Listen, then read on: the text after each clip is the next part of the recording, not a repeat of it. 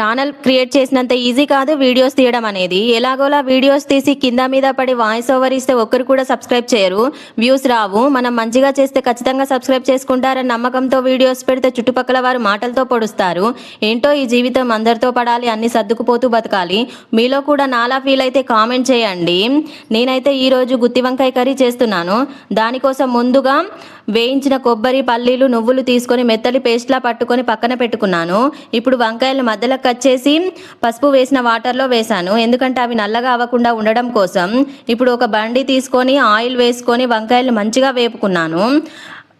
అదే ఆయిల్లో కొన్ని స్పైసెస్ వేసి ఉల్లిపాయలు, కరివేపాకు, ఎండుమిర్చి, అల్లం, టమాటా ప్యూరీ, మనం ముందుగా పట్టుకున్న పేస్ట్, కొన్ని వాటర్ వేసి 2 మినిట్స్ మగ్గనివ్వాలి. ఇప్పుడు సాల్ట్, గరం మసాలా, కారం వేసుకొని కొంచెం నెయ్యి, కొత్తిమీర, వేయించిన వంకాయలను కూడా అందులో వేసేసుకోవాలి. ఇప్పుడు ఒక 5 మినిట్స్ దాకా ఉంచుకోవాలి.